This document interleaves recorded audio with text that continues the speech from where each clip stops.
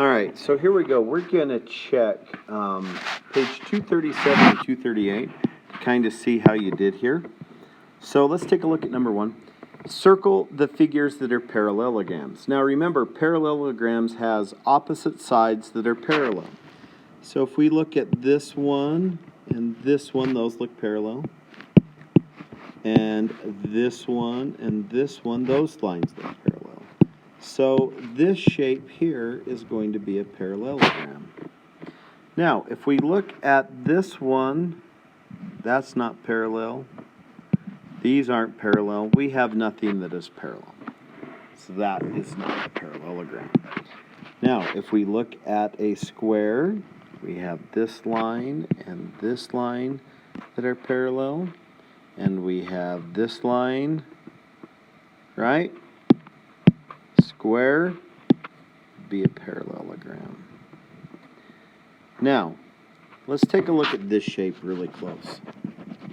This shape is not a parallelogram. Remember, we learned today that this shape is actually a trapezoid, which we have this line and this line are parallel. But if we look at this line and this line, they are not, because eventually they are going to meet. So this is not a parallelogram. This is a trapezoid. And then if we look over here at this rectangle, oops, let's go back to red, so it's all the same color. We know that this one is a parallelogram, and so we're going to circle it. So now, 2 through 5 are true and false statements, okay? So all squares are rectangles. That is true, because rectangles have 4 90-degree angles. They're parallelograms with 4 right angles, okay? All parallelograms are squares. Well, we know that's false, because we could have a rectangle that is not a square. Right? We could have a parallelogram that doesn't even have 90-degree angles. All quadrilaterals are parallelograms. Nope, that is false. Because if we look up here, all of these, 1, 2, 3, 4, 5, all 5 of these shapes are quadrilateral. They all have 4 sides. But, as we've seen, we've circled, not all of them are parallelograms. The opposite sides of a square are always parallel. Well, that is going to be true because a square is a parallelogram, okay? All right, so let's come down here to number 6. Is this a square? No, because some of the sides are longer. Is it a rectangle? It is a rectangle. It is a parallelogram, and it is a quadrilateral. Okay, so let's move on. Is this a parallelogram? No, because this side and this side are going to meet. Is it a quadrilateral? Yes, it has 4 sides that meet. Is it a rectangle? No, it's not a rectangle. Is it a trapezoid? Well, we have a quadrilateral with a set of parallel lines, so that is going to give us a trapezoid, okay? All right, now let's go over to the hard one. Let's take a look here. Is this a rectangle? It is a rectangle. Even though it's on its side, right, if I turned it the other way, we would see that it's like this, right? If we turned it on its side, okay? We could just take it and spin it. So it is a rectangle. It's also a parallelogram.